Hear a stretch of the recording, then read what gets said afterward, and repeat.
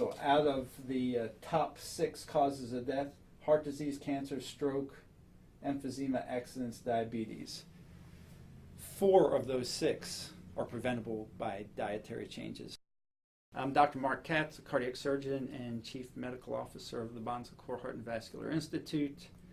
About 18 months ago, I made a radical change in my diet and began following a non-fat vegan diet. The WHO, World Health Organization, estimated 400,000 deaths in the U.S. in 2010 from cardiovascular disease. More than half would be preventable by dietary changes alone.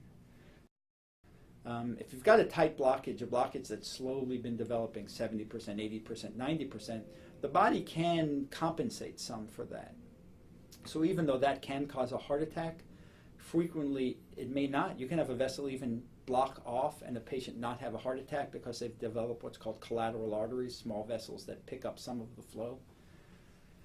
They may be limited in their activities but won't necessarily have a big heart attack. The worst ones are where you have maybe a 40% blockage and then it suddenly ruptures, so now a vessel goes from being only 40% blocked, which allows pretty good flow through there, to boom, 100% blocked. This fatty goo that's in there goes out into the bloodstream and causes the vessel to clot.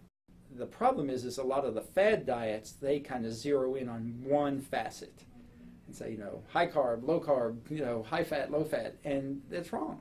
I mean, it's got to be across the board, and the best diet clearly is a whole foods plant-based diet where you're not eating refined carbohydrates, right? The white sugar, the white bread, you're eating the whole foods, whole grains. Well, what am I going to eat? Sticks and twigs, and you don't understand, so you have to sort of help folks along the way recognize what they can cook, what they can eat, and what's available to them.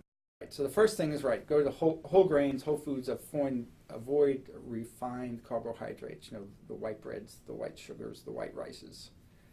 Try and eliminate those from your diet. So, whole grain breads, whole grain rices. And then just more fresh fruits and fresh vegetables.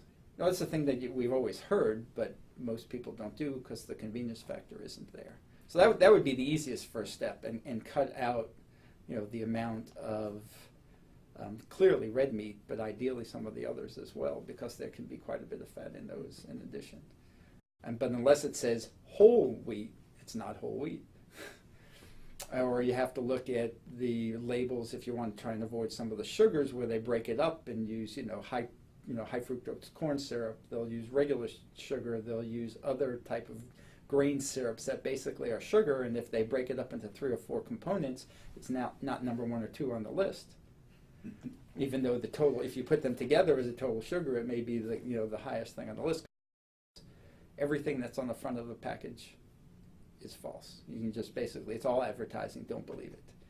And then so then once you start reading the nutrition labels, even that's a little tricky that you have to look at, because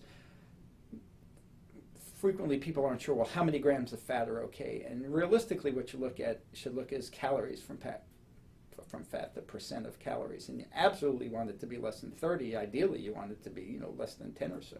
The endothelium, this lining of cells, is really critical. And there are a number of tests that have shown by getting the fat out of your diet, it lets the endothelium heal and strengthen, less prone to rupture like that. So even if there was a blockage under there, this keeps it in check and keeps it from rupturing into the bloodstream.